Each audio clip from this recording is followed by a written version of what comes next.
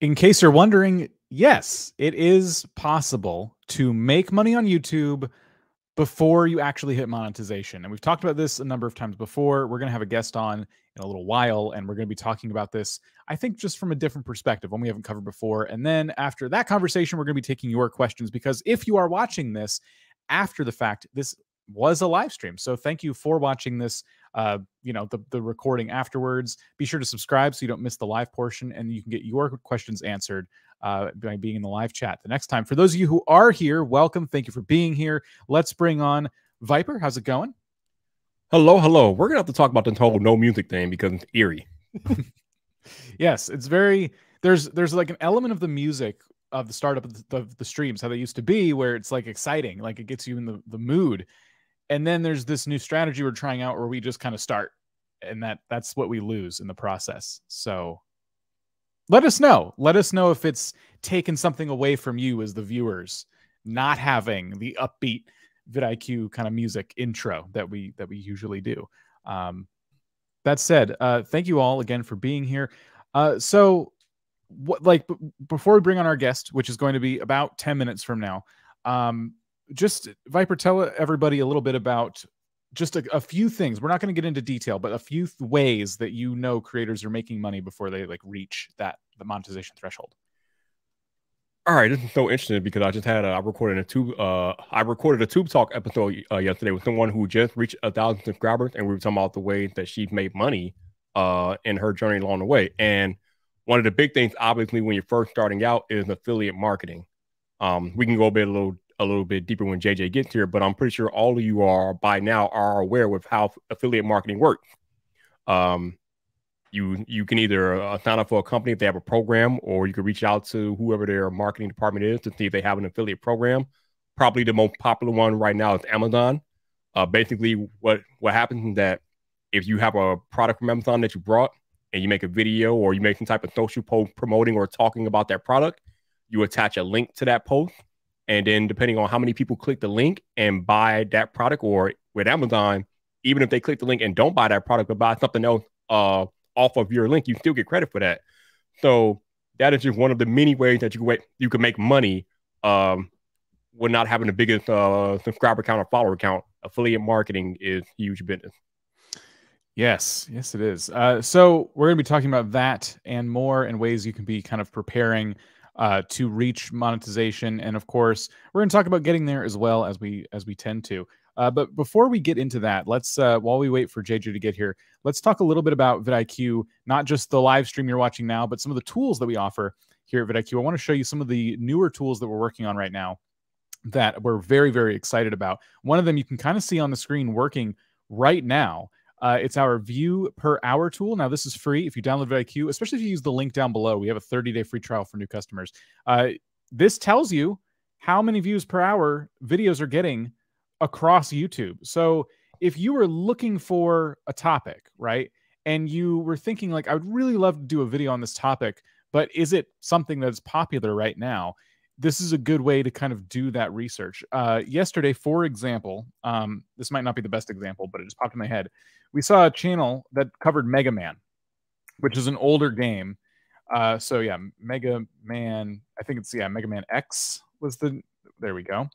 And you can see we got videos here from 8 years ago. And interestingly enough, this video is still getting 18 views per hour. This video from 6 months ago is getting 12 views per hour. So if you were thinking I love Mega Man, but is anyone really looking for it? You might look and see what has been released lately in this space and how's it doing right now. And without even clicking into the video, you can get those details. And then you can go further. You can click on the video, and as our tools load up here, you can kind of see how this video is done over time, the views it's managed to achieve over the course of its lifespan, and then the views per hour, and where it was getting the most views per hour, and what it's doing kind of today, where today it's been a little bit quiet. It's still bringing in some views for the channel every day, but it's not where it was back when it first released. So these are all things when you're looking for topics and trends that you can use. Again, free tools here at vidIQ, which I definitely wanted to point out because these are all helpful in the way of getting you to 1,000 subscribers. And then Viper, you mentioned Tube Talk, so I just pulled this up a minute ago. It's our vidIQ podcast, Tube Talk, hosted by Viper. So yeah, do check that out. Wherever you get podcasts, you can start listening to Tube Talk. There's a lot of valuable insights here. You said you talked to someone about monetization this week. Well, the chat this week, or the chat for next week, was about how they made it to 1,000 subscribers. But a part of that journey is the fact that they were able to make money, even starting out on YouTube, as a part of their journey of getting to 1,000 subscribers. So even though you're just starting out, there are ways to make money even at the very beginning of your creative career if you know where to look. Yeah, 100%. It's the kind of impressive that there's so many ways. Like everyone kind of works towards that 1,000 subscribers, 4,000 hours of watch time, and meanwhile there's things anyone could be doing to, you know, kind of start that process of going from hobbyist to business, you know, YouTube business professional. There is one more thing I wanted to show everybody here, another tool that we're working on that you know, is very interesting. Viper, maybe you can help me out with this. So we have this tool here. It is actually in our app. So this is our web app. And if you're in your keyword inspector here, if you're in the keyword tool, so what's like the latest iPhone? Because I don't follow Apple very well. We are on the iPhone 13 currently. iPhone 13. Mm-hmm. So you type in iPhone 13, and we get all of our normal keyword data, but now we have this new window here that brings up questions related to whatever keywords you're typing in. So as this tool is rolling out, just be on the lookout. These can help you generate a lot of video ideas. View all 300 questions. So a lot of people have been asking how to restart their iPhone 13. Is the iPhone 13 worth it? So all very, very helpful. I wouldn't use these as titles necessarily, but all to get you thinking about searchable videos. So yet again, another vidIQ tool. Our guest has entered the green room, so we can get this show on the road. But they're waving. I think they don't want us to bring them in just yet. Okay, they're good. It's JJ. How are you? Hey, how are you? Good. JJ, thank you for joining us. Hey. How are you guys doing? Good. How are you? Great. It's usually double booking, running around, and you know, that's how I do it. I wouldn't have it any other way. Well, thank you for being here. You want to tell everyone just a little bit about what it is you do on YouTube?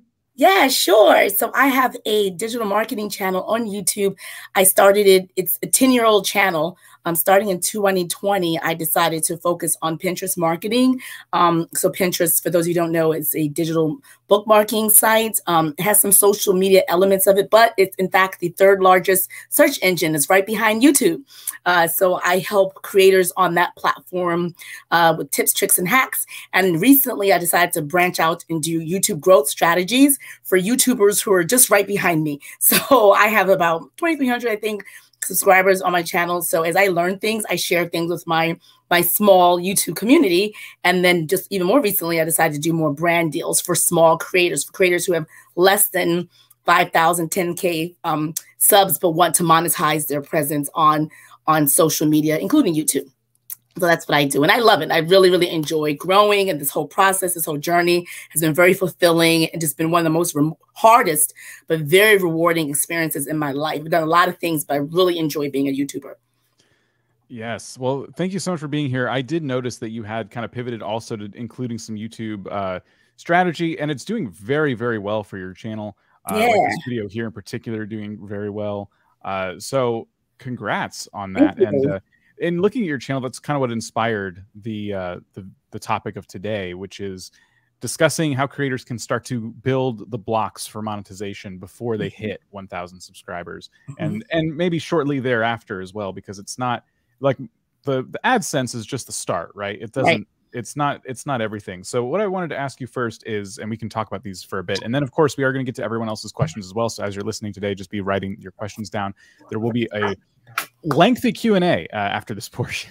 JJ, do we have you for the full 2 hours? Yes. Oh, perfect. Okay, awesome. So the first question we have here is, what would you say the general ways or programs people can use to kind of start making money under 1,000 subscribers? Okay. Programs, methods, I guess I should say as well. Okay, this is great. This is so timely because I just did a video on this. And essentially, it's kind of like you don't need to be a member of a partner program. You don't need to be picked by a creator fund. You don't need to sell a product, whether it's digital or you don't need to make anything. Affiliate marketing is like the best way for you. And I'm sure we're simulcasting. She's not here now.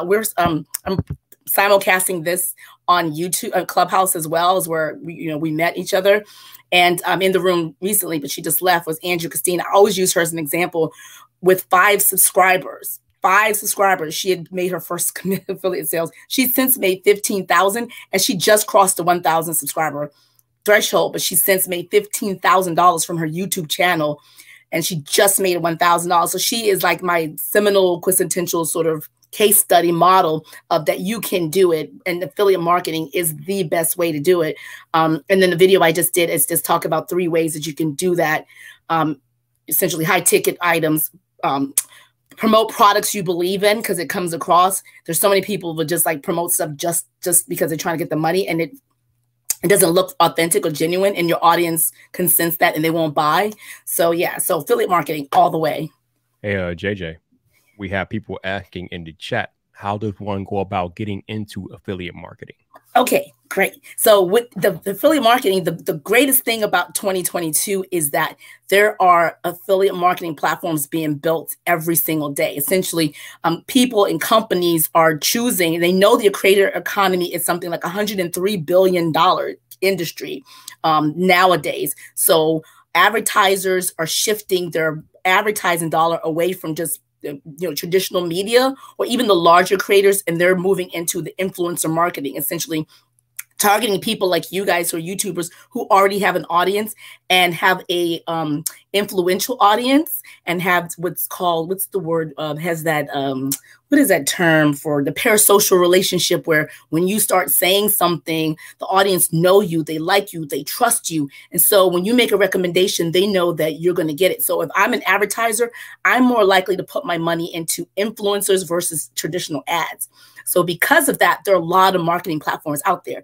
One of the most popular ones that everyone knows is Amazon. So Amazon has 2. One of them is called Amazon Associates, and the other one is Amazon. I forget the other one. One of them has to do with your existing established creator. It's a little bit harder to get into. There are certain thresholds and benchmarks that are pretty high.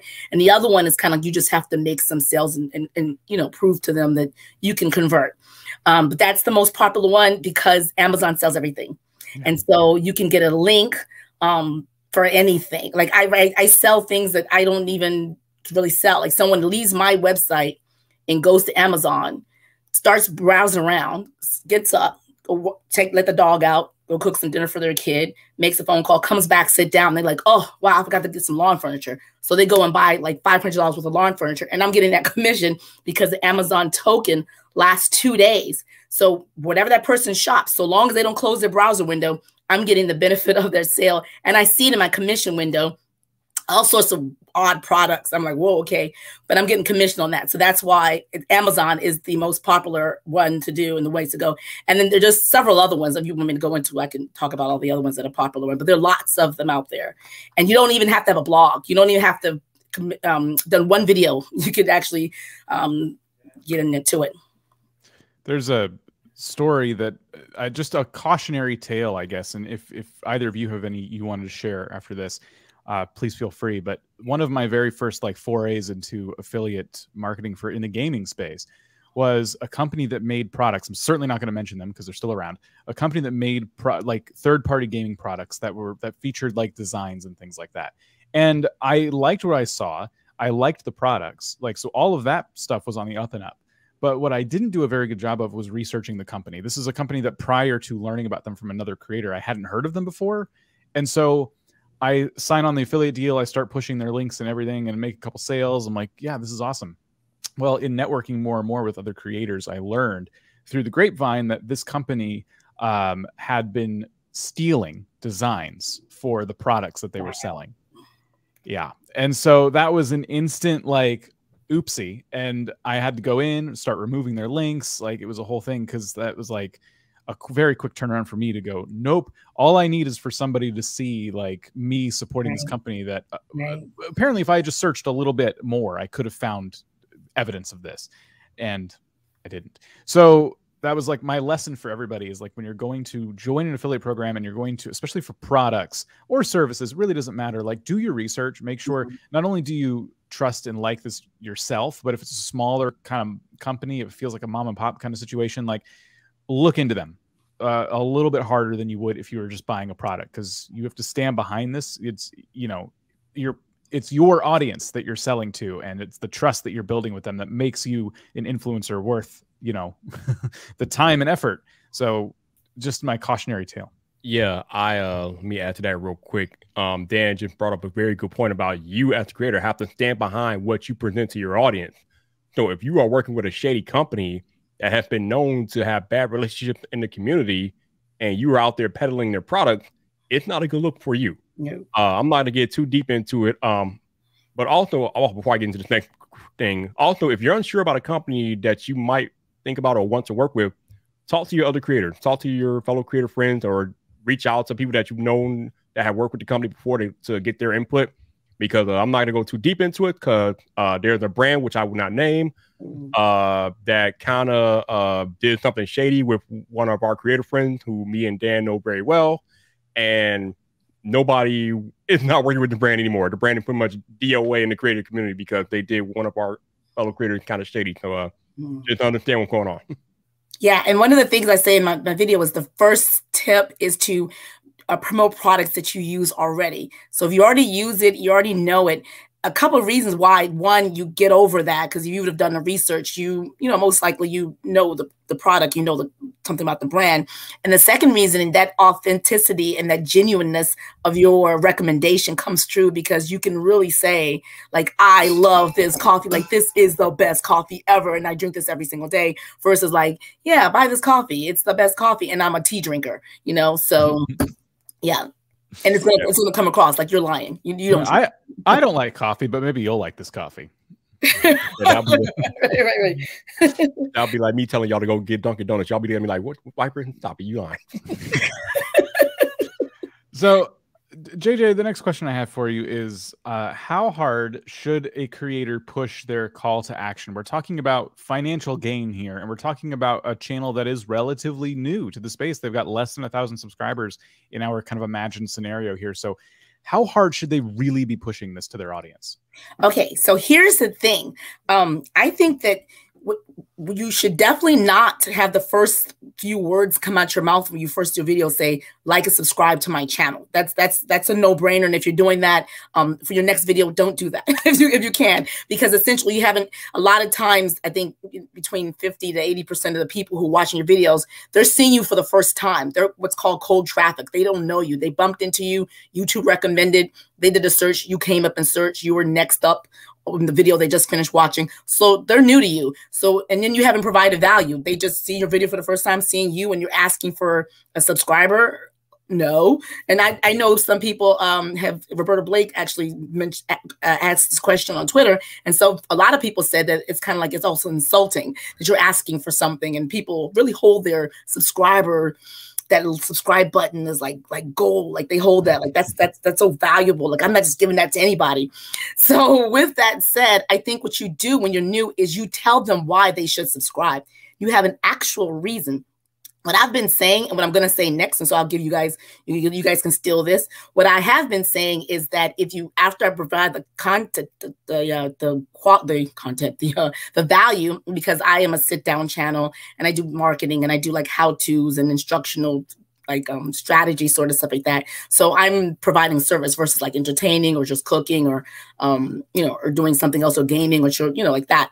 So after that, I said, if you found value from that, if you found that was good, then, and you want more like this. And I tell them that you don't have time to figure this, what's going on with YouTube, what's going on Pinterest. So I do that for you. I'm providing a value for you. So if you like that and you want to, you keep up with your competitors or other people in your niche, it's in your best interest to subscribe to the channel so you can keep up. So it's kind of like you're not doing me a favor, you're doing yourself a favor by subscribing to me. It's kind of like mental, like reverse psychology. And the second thing, what I'm going to start doing is I'm going to start reminding them, if you like that, you know what's going to happen? If you don't subscribe, you're going to have this situation where you're going to want to come back to this video and you're not going to remember my name. and you're not going to know how to fail me. And then you're like, dang it, I should have subscribed to that channel. So don't have that happen to you. Don't let that future you happen. Subscribe right now. So that's the strategy I'm doing in the future. So JJ, I want to kind of piggyback off of what Dan was saying. So if you're a new creator and you are part of an affiliate program and you obviously want people to use your link, but you don't want to come off too used car salesman-y in your videos. So how can creators go about getting people to click on their affiliate link, but being as genuine and authentic as possible, and just like having it come off like as an organic, natural vibe, and not coming off too salesman-y in their content? Yeah, I think the best, okay, I can tell you how when people do affiliates and I'm just like, yeah, where's that link? Let me see it. You don't have to ask me twice. That's you know what I mean? Like when I'm like looking for, like, is there a link here that I can click to? I think that's the best situation. And that happens in the way you sell it. So I think how you do that is that you do a very thorough review. And you think about it, when you go to Amazon, right, and you're looking at products, and before you purchase, you usually go to the reviews. You see it has like 5,000 reviews, and it might be 2 or 3. And let me see what other people who were in this purchasing decision, what they said about it. What's the reviews? And when you go through, you'll see different reviews. Some reviews are one lines. They're like, yeah, it was good. Buy this. And like, great value. Then you come across those reviews that are thorough. They got the pros. They got the cons. There's pictures, because with Amazon, you can attach pictures. They have pictures. They have examples. They tell you about the price, and they tell you about the other thing. They say, we used this before. This is what happened. It's a thorough review. And you're like, yeah, man, this told me everything I want. And Amazon says, do you like this review? Give it a thumbs up. So you can even actually thumbs up other people's reviews. So when you put your back into that review and the viewer sees that you really did them a service by telling them about this product, they're going to reward you for that hard work. So it's not really so like you're selling the product. It's like you sell it through your video. So you use your video and your review to say, this is going to be, after you see this, you're not going to want to look at any other videos, because I'm going to give you everything you need to know about these headphones. Like, this is it right here. Let's go. And then you go right into it. And so they're going to want to reward you like, wow, you put a lot of work into that. Where's that link? Let me reward you. Let me pay you back by buying this thing for you, and you can benefit from that. So an example of one that got me recently was this video right here. Elgato released another light. Notice how it's not even the name of the light in the video. The name of the brand is there, but this is called the Key Light Mini. And I was thinking of getting this. I had forgotten about the light. Ooh. I saw the video pop up. It was about a month ago, so pretty much when it came out. I saw the video pop up in my feed, and I'm like, oh, let me look at this thing, because there's a few. So I have this cabinet here. And it's unfortunately the light is off right now because my Wi-Fi went out the other day, and I need to reset it. So it's very frustrating, but it's down here. It's supposed to put some light on this door that's really dark. And that's the whole point of me buying it, because I needed some light, and I had space to kind of hang one back there somewhere. And that's what my Key Light Mini is for, which isn't working right now. So clicking the wrong buttons. I see this video pop up on my feed, and I'm like, let me check this out. And before the video was over, I'd already clicked the link and bought one. And I'm, usually I'm not the one to shop like that. You know what I mean? I think of things, if I'm cooking, right, I'll think of something like, oh, I meant to buy one of those, and I just go and get it. So no one gets an affiliate sale for me. But this was like the truly organic one for me. And Harris Heller does stuff like this all the time. Lately, he's been doubling down on product reviews. They get a lot of views. They're always appealing to kind of like the gaming niche, or they're gaming adjacent.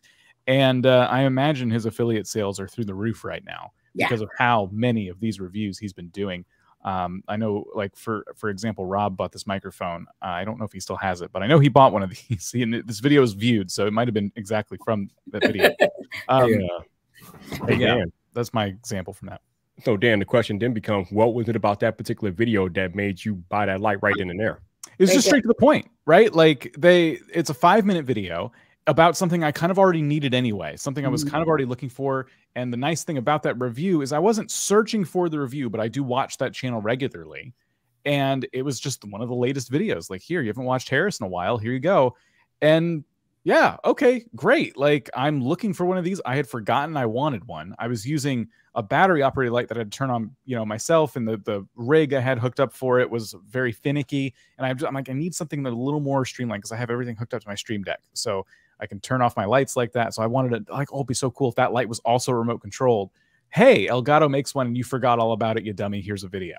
And it was great.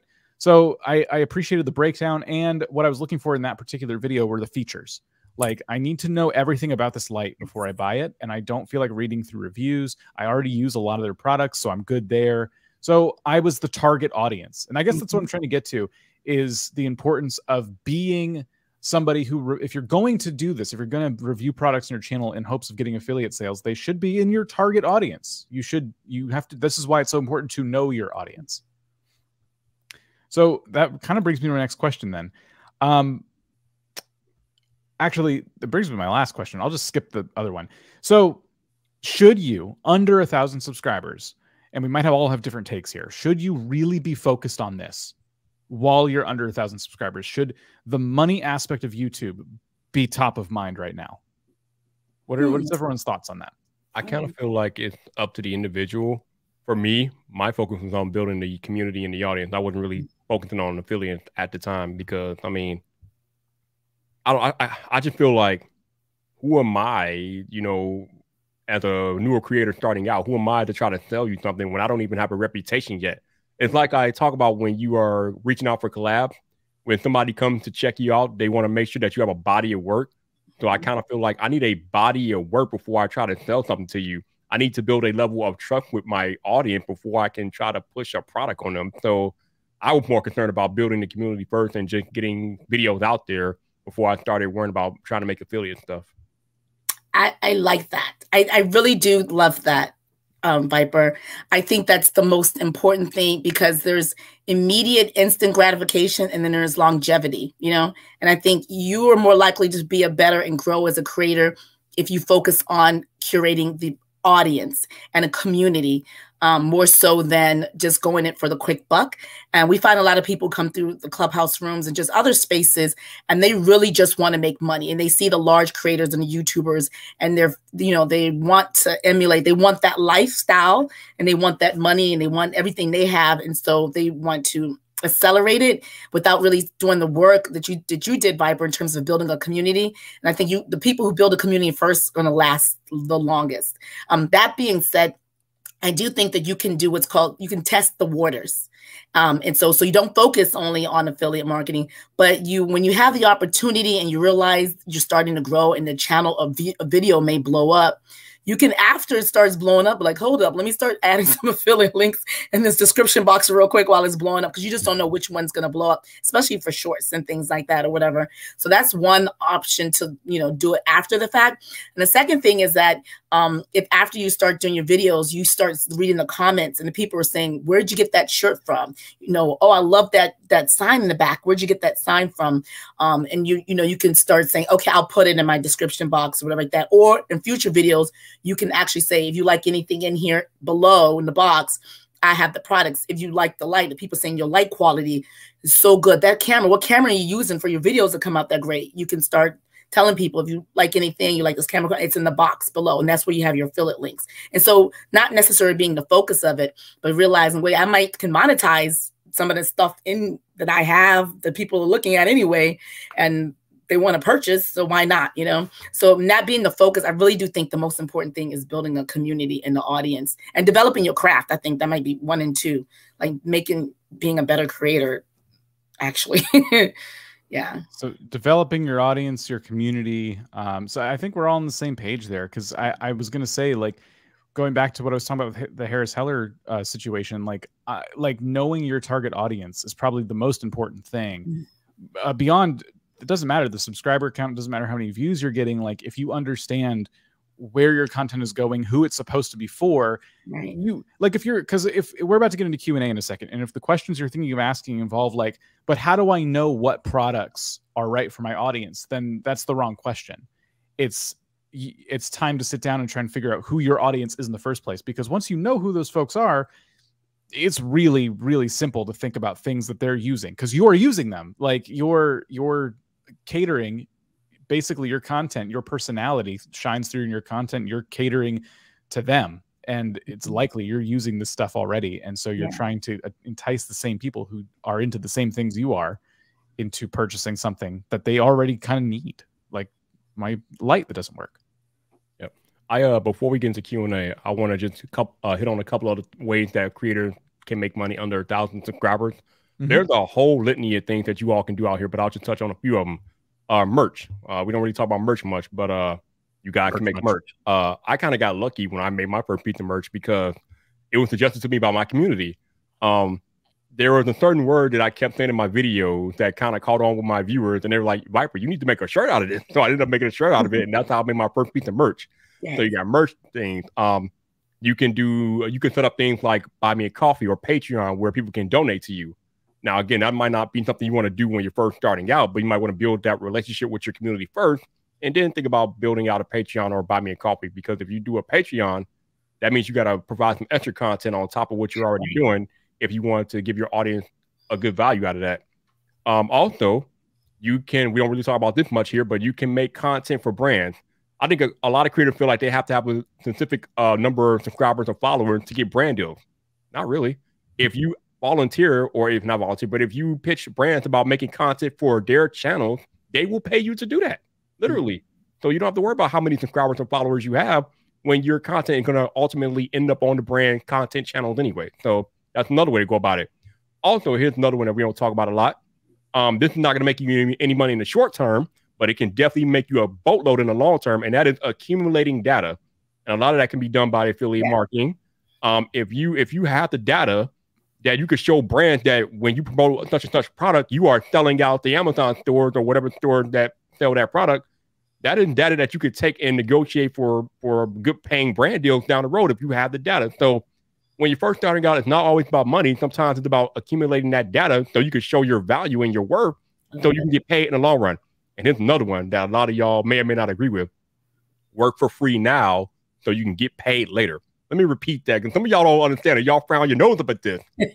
Work for free now so you can get paid later, because it goes back to what I just said. If you work for free now, you can show a brand that, yes, you are a person that can drive traffic to their website or their shop. And if they see that, they will come back later and offer to pay you, and pay you well, because they know that you can produce the desired result. So don't be afraid to work for free in the beginning, because it could get you paid big time in the long run. Yes, and to add on to that, I love every single thing you said, just gems upon gems upon gems. Another thing about working for free is that a lot of brands do what's called social listening. And so they listen to who is mentioning their competitors. So if you're working for free for brand A, brand B is like, let's see if we can let me see when she can do a video for us too. And so that's great. It's proven that it's actually showing. It's kind of like your resume. You're building up your digital resume by doing that. So a lot of great places for everyone to start. We're going to jump into Q&A now. So the way this works is if you have a question for any of us, we would like you to use #question in front of it in nice all caps, not the whole question, just the word question, and then followed by your question. There's a lot of conversation going on in chat right now, which we greatly appreciate. The #question thing helps us kind of pick out your questions. So there you go. #question. You guys can start getting those in now. And thank you so much for being here. Well, as these come in, you don't need to spam them either, because we can kind of like, I'm already taking some and kind of putting them in the background. But I might, let's see here. No, not that one. So we can take this first one. What is the average size of a channel to get their first sponsorship? Asks Hushy. Let's see. Does anyone here want to jump on that? I can try to tackle it. Sure.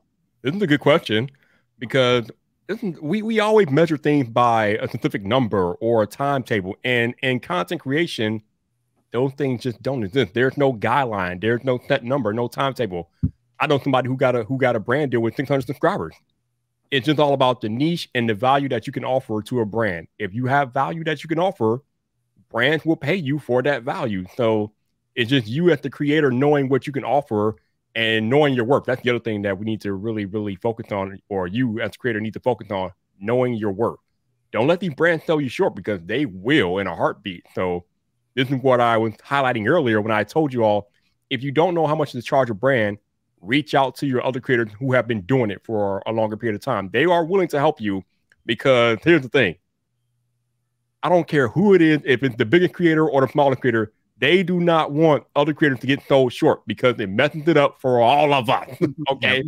They don't want you to get sold short. So if you have to reach out to other creators to figure out your value, don't be afraid to do that. They will help you. Getting some really good questions here. I want to thank everybody. This isn't a question, but Joe's Phenomenal, who's here all the time, just said, I get a ton of brand offers. You have to also know when to say no. It has to be worth your time. Don't take lowball offers just to get a deal. You'll regret that in the long run. So really, really fantastic advice from a seasoned YouTube professional, such as Joe's Phenomenal. So thank you so much for that. So we just answered that one. Someone asked, I just grabbed this real quick because I want to make a quick point here. How do you stream with 21 subs on YouTube? You can stream with 0 subs on YouTube. It is in your settings. You can start streaming right away, basically.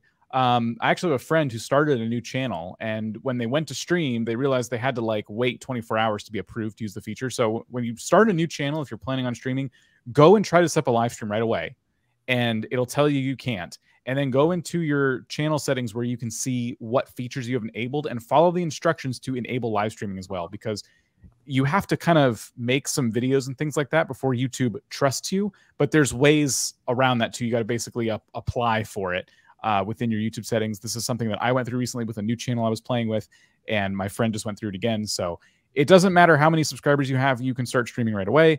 So I just wanted to hit that one real quick. Someone asked, how do you get an affiliate link for Amazon? So I was going to, maybe JJ, if you wanted to jump on that while I pull up an example here. Okay, so he's going to do an example. So you can join Amazon affiliate link directly, or like I mentioned before, there are a lot of different companies. And so this is a great segue, a listing of them. If you have a pen and paper, you can write this down. Reward Style has Amazon links. Shop Style, for those of you who are in the fashion, beauty, home, decor, lifestyle sort of genres, or even tech, because you can, they do tech products as well. Also, Magic Links, Skim Links, all have Amazon affiliate as well. So essentially what those things do is essentially when you sign up for one, when you get an account, again, like I said, you don't need to have created any YouTube videos to sign up for a lot of these programs or to join these affiliate programs. And it's a lot of them are a browser extensions. So with the browser extensions on and active, whenever you go shop, including on Amazon, you see a product, if you click it, there's a button you press and it's going to pull a link for you. And it even pulls Amazon links. So if you don't do it directly through Amazon because you can't get accepted through them, you can do backdoor through Amazon Associates. That's what it's called. If you can't do that one, you can also sign these other programs that have a lower threshold for and it's a Chrome extension. You click a button and you pull a link and boom, it's there. If you want to see I don't know, that's not the example. Yeah, but yeah, so that's how you can do it. Either directly apply through Amazon or through some of these other programs that have partnership with Amazon.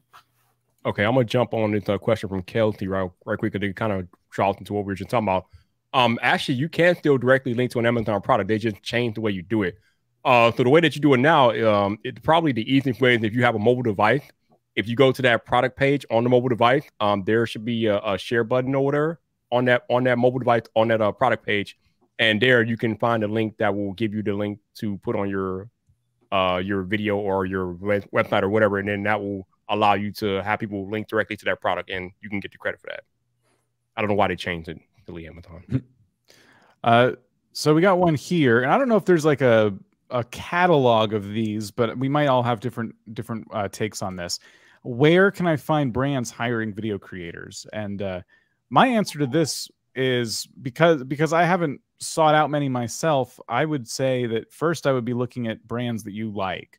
And then Viper said a little while ago, beautifully so, you could be doing some work for free. So what that would look like in that case is, hey, I really like Canon's lenses, Canon, the camera company. So I'm going to do a video about this lens I really like. So you just make a video, and maybe you're part of their affiliate program. I don't know if you have one, but let's just, for example's sake, you make this video, you're part of the Amazon affiliate program, so you're linking to that or whatever. You can take that video that you shot and then tweet at them, contact them in some way and say, like, just so you know, I'd love to work with you, and this is some of the work I've done. But that is one way you can you find brands by figuring out what you're interested in first, and then reaching out to them. Because I don't think, unless you guys have seen this, I haven't seen a page on a website where it's like, hey, are you a creator? We're hiring a creator to make some random videos for us. No, but vidIQ has a friend who has a newsletter that highlights brands that are looking for creators.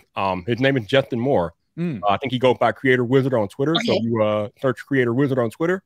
Sign up for his newsletter, and in his newsletter, he highlights brands that are looking for creators. So that's one way to find them. But like Dan said, make sure they're brands that you're genuinely interested in. Just don't sign up to work with brands just because they're looking for creators, because that's not going to work. And then the final way you can find brands that are hiring video creators is if you are a lot of YouTubers are also audience of YouTubers. So when you see other YouTubers being sponsored, there you know. So if they sponsor one YouTuber, most likely they're doing it. Yo, that's advice right there, right? I like that. So let's see. I'm looking for more questions, but we can go into this next one here real quick. This is one that people long struggle with. I think we all have maybe a few tips we can share here. How do you work out pricing for a sponsorship or brand deals? At what point do you start charging? That's a hard one. I'm going to go back to what I said earlier. Talk to your fellow creators. They are more than willing to help. I think a lot of y'all don't understand that if you have a relationship with fellow creators, actually, if you don't, number one, if you don't have a relationship with your fellow creators, you need to work on that.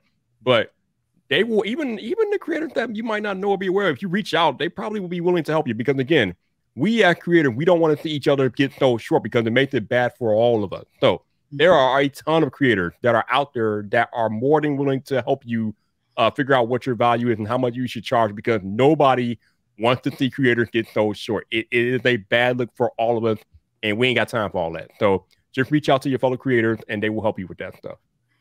So there's an actual tool called Social Media Blue Book. It used to be free. Now they, now they start charging. They start charging. So, and even when it was free, it wasn't accurate. People used to say add on an extra $20, $30, $50, whatever they recommend, because it was only based on numbers, not really taking into account your work and, editing and all the extra, they were just doing a mathematical formula based on your numbers, not your effort, which is qualitative, different from the quantitative, just the numbers.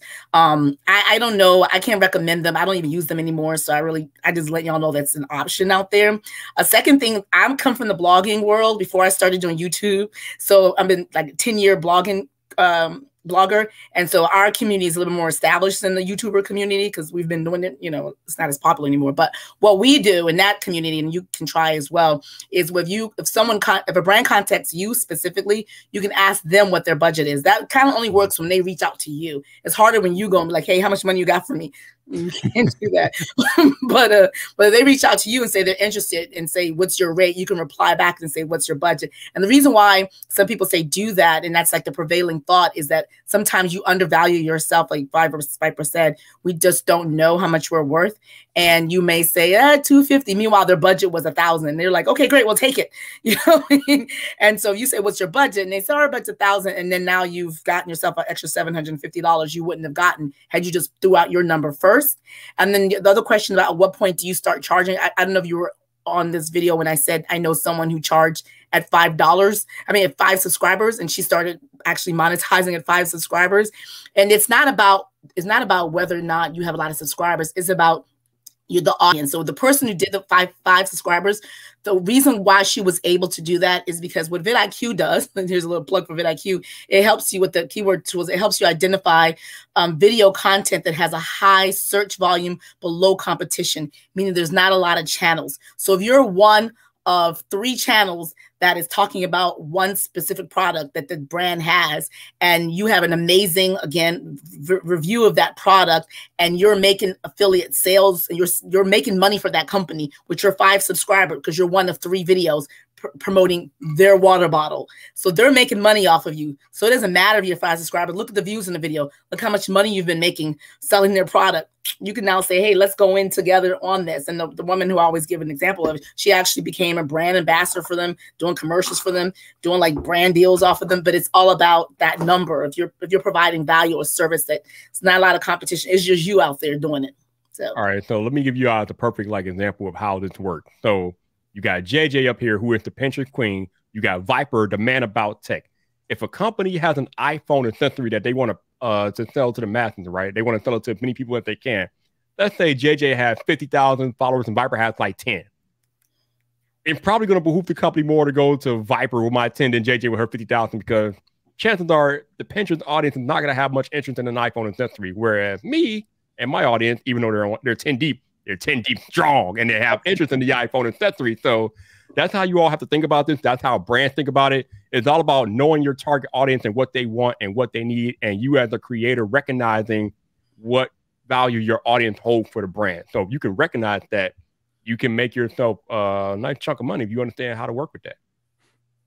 A good way, because JJ, you said this too, but just to tack this on real quick, you had mentioned asking what the budget is. Another buzzword you can throw in there is, what's your budget for this campaign? I mean, basically that is to say, learn some marketing speak, because if people feel like, oh, you're speaking my language right now, it's a little bit harder for them to take advantage of you. Honestly, it makes you seem like more of a seasoned professional if you can go in there and be like, what's your budget for this campaign? You know, even if it's your very first time doing it, don't worry about that. Just, you know, talk the talk, get in there. There's like most companies, the first time anyone ever reached out to me, always for free. They always want you to do something for free. And that's always fine at first when you're trying to cut your teeth a bit. But Viper, you said earlier, build some data. That's a great way to do it. See what kinds of sales you can make when someone sends you a product and then you do a review on it. And then go back to that company and say, hey, it's been a month since I made that video for you. How did we do? You know, see if you can get some data from them. Good. You know, don't be afraid. These are just people. But you know, at the end of the day, there'll come a point where people are still going to try and get you. The more popular you get, the more people might reach out to you and try to get you to do something for free. And that's when you can say, instead of maybe they don't even say what the budget is, they just imply, and you're like, maybe they just want me to do this for free, and you shut it down. What's your budget for this campaign? You know, and they might go, crud, nothing, or they might go, well, since you asked. So, and as time goes on, it'll become easier and easier to know what you're worth. You know, you'll get more experience under your belt. But you know what, you just provided a creator hack, Dan, and a lot of them might not even be aware. But here's the cool thing: even if you're a brand new creator and you email that brand back what your budget is, a lot of times, if they are trying to waste your time, they will not respond, and that's how you know. Done. I mean, I had this happen to me recently. Like, a brand reached out to me about doing some work with them. I emailed them back. I'm like, all right, what's your budget for this campaign? I have not heard nothing. And I'm not even mad because I didn't have my time wasted. I love it. Do it, y'all. Do it. Ask them what their budget is. Do that. Yeah. So we can tackle this one real quick, I think. Is it possible to have been banned from the YouTube algorithm? Feels like my thumbnails are good, but no views. I highlighted this because I've talked about this before, but I haven't talked about it in a while. So let me give you guys a little something that you should be looking for if you find yourself not getting the views that you think you should be getting. YouTube has this thing called restricted mode. Oh man, Dan, are you aware of what I'm talking about, Dan? I've heard, yeah. I've not fallen prey to this, but I've heard about it. Could you like do a demo of how people can access this? I don't. Well, no, I don't know where to find it because I have not needed to find it. Okay, let me see if I can do it on my end. Let me one second here. So YouTube has a thing called restricted mode, you all, and basically what happens is that YouTube they will age gate or otherwise ban certain content. Well, not ban, but they will make it less viewable for the entire platform if they deem that something's off. I know. You're sorry. That appears right here. Restrictions. See if anything is limiting your video's audience or ability to earn money. In some cases, you can take action to remove the restriction. Yeah, but that's not what I'm talking about, though. Oh. So give me 1 second here, you all. Okay, so we got you. Let's go to vid IQ's YouTube channel real quick. 1 second here. I'm gonna just pull this up for you all, and then I can do this on my end. All right, let me share my screen, and you all might want to take notes about this because you might end up having to do this just to check and see what's going on here. All right, so we got that. So now you should see my screen. Uh-oh. Why is there a reverberation here? It's okay. Okay. So what you want to do to check this, you all, is you want to go to your channel avatar here at the top right, click on it, and then go down here to where it says restricted mode. Toggle it on. You want to watch what happens to your video when you toggle the switch on. If any of your videos disappear, you got trouble. You need to go appeal them or figure out why they're being restricted. Basically, it's best to do this in incognito mode, thereby because it works better when it's in incognito mode. But That is how you check and see if your videos are being restricted. And if they are being restricted, the only way to get around it is to appeal, but you have to appeal for every single individual video that gets filtered out by that restricted mode. If you, like me, if you have too many videos that wind up in that restricted mode, it can hurt your channel growth, and it is no fun. So if you are feeling like your channel is not getting the views that you feel like it should get, or you're not getting the views that you normally would get, check that. It is a thing. Like, YouTube won't admit it, but it is definitely a thing. I've never even like looked that low on that tree of options. Yeah. I'm glad you brought that up. That was news to me. What I was going to say though, to add to this is, because you're asking the question, like, am I banned from the algorithm? Like, what's going on? Why aren't I getting any views? If what the test Viper just did yields no answers, and this says none, chances are no, YouTube has not shadow banned you or anything like that. And it's just the case of continuing to develop your title and your thumbnail strategy, because it might be that you're covering topics that just aren't resonating with an audience. So you have to go back to that drawing board and figure out who is my target audience and how can I make content for them. That's the most commonly when people ask this question, that is what it is. It's that they're still learning to figure out who their audience is. But it is, I'm really glad you brought that up, because if things are being restricted, there are ways to check. So that's good news. Yeah, and it's happened to a small amount of channels. So there's a good chance that it won't affect you, but it affected me. So I'm putting it out there. It affected my sister as well. She's a beauty lifestyle, and so sometimes she'll have on her thumbnails a nude bathing suit. So it's it's flesh tone, and so the algorithm said, "Oh, that's a naked woman," and so she'll put on restricted mode, and then we'll be like, do the one, swap it out to the bathing suit when it's red and it's clearly like, you know, a bathing suit, and she'll do that, and it'll work. Yeah. So yeah, there's these ways you might even, you know, it could be just your thumbnail actually. Yeah. Yep. All right, let's move on to the next one here. Do YouTubers who are monetized do it usually as a business owner or as an individual? That's a good question. Yeah. So we don't have Emily Baker here. These are usually questions I love to pose to our lawyer friend, Emily Baker. You can monetize your channel as an individual. You know, you don't need to start an LLC or anything like that. Someone like Emily, though, might tell you, if you can, it might be a good idea to start off your journey right with an LLC, because you're afforded certain protections. There are tax benefits to it. This is not legal advice, but there's nothing stopping you. I would say most people, and I don't have data on this, I just feel this way, most people probably just monetize their channel. You can always do the LLC thing down the road. You know, you don't have to set up a whole company for this. I think the big advantage to setting up an LLC, if Emily was here, she would tell you, again, not legal advice, but the reason why a lot of people feel like it's important to set up an LLC is that if you run afoul of somebody on YouTube, or you try to take somebody's content, or you use content that you don't have permission to use, and somebody comes after you, that LLC can protect you from somebody coming after your individual assets. They can sue your LLC and not sue you as an individual person, and that way you don't end up being in a crap ton of trouble. Swear jar. Yeah. Put the dollar in there. Our swear jar is expensive. It's actually $152 for every swear word here. It's a lot. The prices have to go up. When we have Emily on, it's just the inflation's.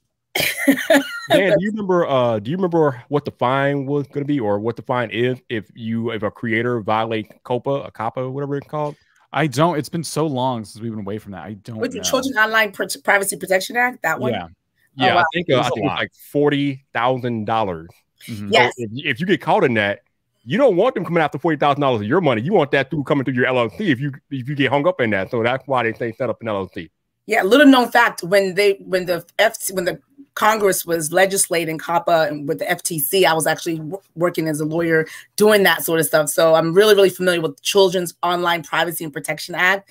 And that's the reason why YouTube's done a lot of work with sort of turning off comments for any content as children, and then also giving you less money, putting less advertisement in front of your video if you have children in it. We always advise people who do family channels, like, be very, very mindful of the way you use and your children in the video. It's not really just about your child being in the video. It's also if your video is attracting children audiences. And YouTube knows that. It knows the age of the people that are coming to your channel. At the minute you cross a threshold when there are a lot of children, you're going to really limit your ability to have advertisement. So it's not really about protecting children from bad content. It's about protecting children from advertisement. And how do you make money on YouTube? Ads. So that's why that law is kind of like, you know.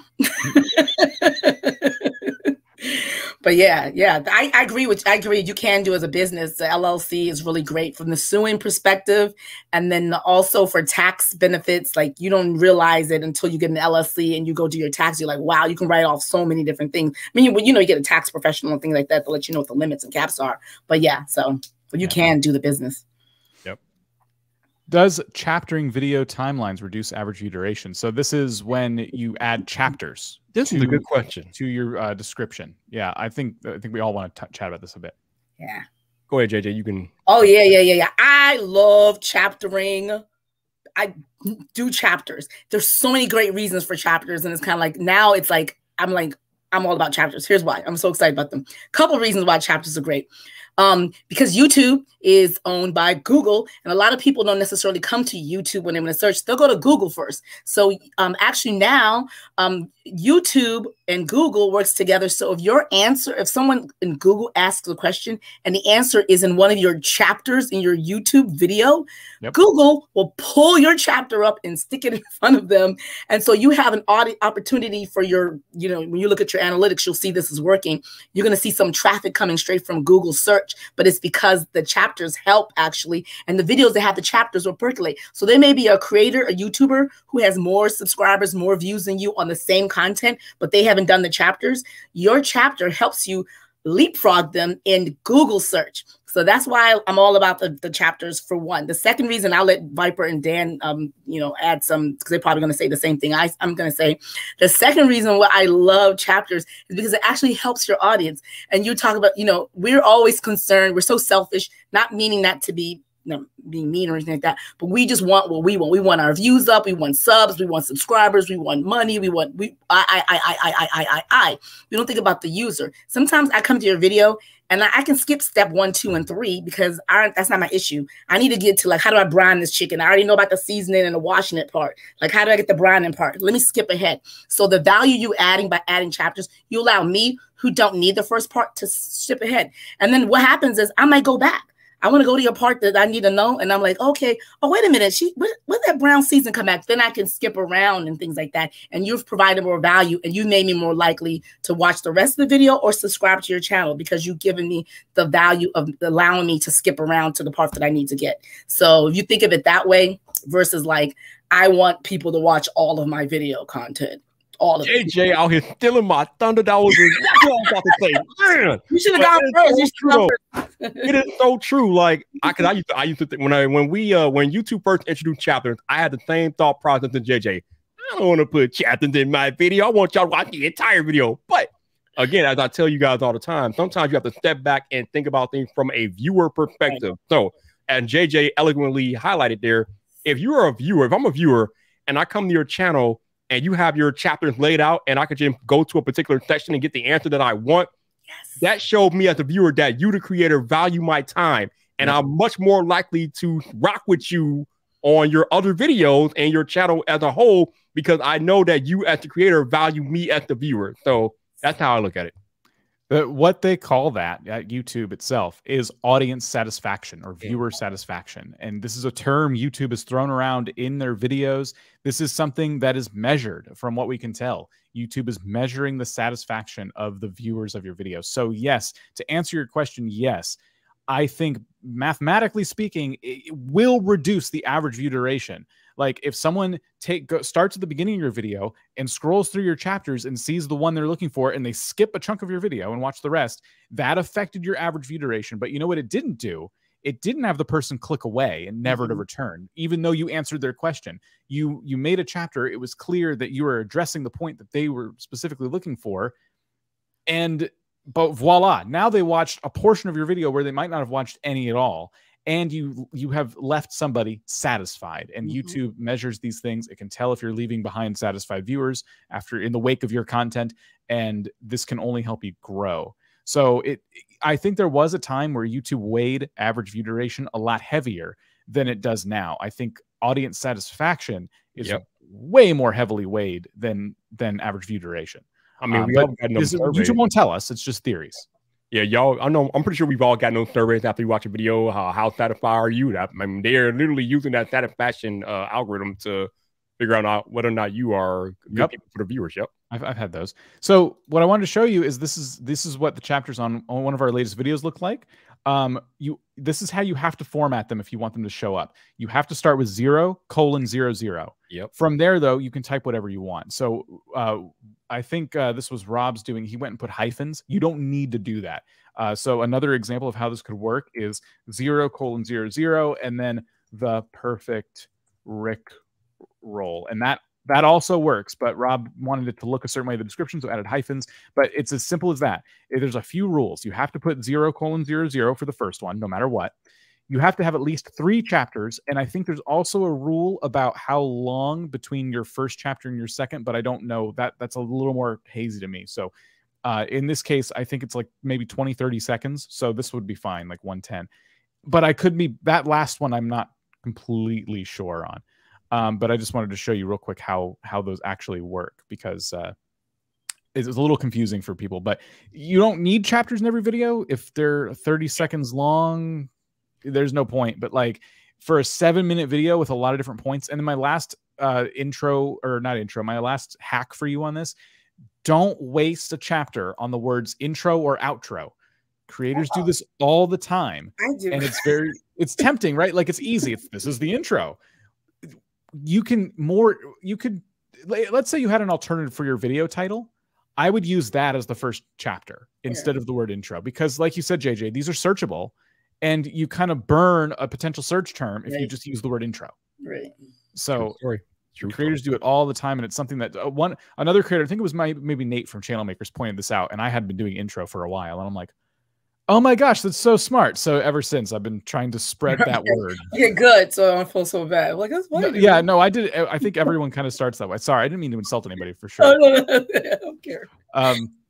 Okay, so that was a fun one to answer. I'm glad we all had more to say on that than I thought.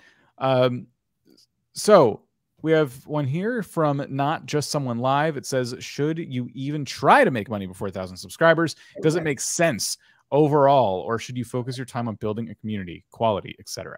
Yeah, I kind of touched on this earlier in the live stream, but for me personally, I was more focused on building a community, because here's the thing: if you focus more on building your community, you build a level of trust with that community, and once you establish that level of trust, it is a lot easier as a creator to recommend them buying a product or service based on your recommendation, if you built up that level of trust with them. So for me personally, I'm more about building a community and building that level of trust over trying to sell them something. But not to say that you can't or you shouldn't. I'm just saying that you might find it easier if you focus on just building that community first and establishing that trust with them. The other stuff falls into place. And the second word you said, community quality, I think that's the second thing it's focused on, is the quality of the video. Because sometimes, you know, with the numbers, your thumbnail gets them all hooked in, and you create that FOMO, the emotion, and people are like, ooh, what's that? And they stop the scroll and take a closer look, and they click the video. When they get to the video, if your quality is not that great, your editing's bad, your lighting's bad, your sound, you're rambling, you're not getting to the point, it's like clickbaitish or whatever, or it's just not a great video, they're going to leave. So instead of focusing on money and focusing on, you know, maybe the other things is not as important, I think the most important is, I think community is the number one thing personally. And I think second to that is quality, because sometimes community will stick through your crappy period. They'll be like, go ahead, girl, we know, keep going, keep getting better. You know? One thing to add to this, because we did talk about that a little while ago, and so just you can go back, because we gave kind of different answers during that portion of the live stream a little while ago. But just to add to this too, we talked to a lot of creators who are kind of studying YouTube a lot, right? So maybe they're below 1,000 subscribers, but they have a lot of stuff figured out. right? Like they know who their target audience is. The quality has been something they've been crafting in the background for a while. All this stuff is kind of coming together for them already. And so once you have some of those more fundamentals down, yeah, if you're under 1,000 subscribers, you can start focusing on this. But I agree, and I think we all agree on some level that you don't have to worry about the money right now, especially if you still are trying to figure out these other aspects. But in having live streams and conversations like this, it's kind of like trying to remind you that it is possible. You don't like, we don't want you to fixate. I think a lot of what we've been doing in vidIQ lately is trying to get you to not fixate on 1,000 subscribers. And we have to do that in order to have that conversation. We have to first start at, hey, 1,000 subscribers as like the title and stuff. But when you get into the video and it's like, oh, it's not all about 1,000 subscribers, is it? And that's what we're trying to help kind of break the mold of. Like 1,000 subscribers is YouTube's metric, but that's not a hard and fast rule in terms of any channel's growth. I think what we all need to just remind ourselves of is that we always talk about algorithm and subscribers and all this stuff, but what we are essentially talking about is human beings. The algorithm, I'll tell you guys all the time, is the measurement of human behavior. The view count, the sub count. You're looking at human beings, real people interacting with your content. So my message to you all is, if you do right by the human beings, don't think about them as subscribers or views. Think about them as actual human beings with thoughts and emotions. If you do right by them, they will take care of you. That is, I mean, if you listen to nothing else in this live stream, do right by the human beings who rock with you and your content, and they will take care of you. I promise you. And if I can add, part of doing right by them is studying what causes them angst, what's keeping them up at night, what's their problem, what's their pain points, and being like, are you doing this? Are you struggling with this? Is this your issue? And they're on the other side of the screen like, yeah, you get me. Yeah, that's what I am. What about that? You know what I mean? So I think that's all part of taking care of your people, is like studying the needs of your audience and reacting. That just happened for me recently. So we're all growing in our YouTube journey, is that you don't figure it out immediately. That comes with creating content, creating bad content, getting horrible views, getting great views, and feedback from the comment section. That comes with time and growth as a creator. And so it's not instant. You know, you hear of overnight success. They happen. They're few and far between. But most people who grow essentially have a process of getting there. So that's just something to think about. It's the long game. The usual cliche: YouTube is a marathon, not a sprint. You hear it all the time, but it's true. So thank you for your question. Let's go on to this one now. Do you have any tips on getting over shyness or nervousness around your voice? I happen to be a bit uncomfortable recording my voice, and I want to get over it. I don't know. Go ahead, JJ. I see you. No. You go. I always no. The moment he read that question, your face lit up. Go ahead, JJ.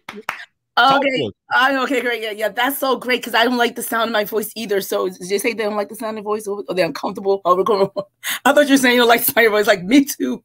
But yeah, most people don't. Yeah. So I think that's a common thing and anxiety for creators. And that's a huge hurdle to overcome. And you have to do it. But there's tools and ways that you can kind of like get around that. And the best thing about recorded video, you can't necessarily do this with lives. And that's why I'm kind of like scared of live still. But with recorded content, the best thing about that is that you can take snippets of content and take your time and piece things together post editing. So you don't have to be perfect. And you just, instead of trying to memorize the script, I know some people do memorization. I don't know how they do that. They memorize it's going to say, but in little bits and pieces and snaps, or just running it through. What I also do is I just start talking and I'll just ramble. It's more work on the back end because I got to like edit that out.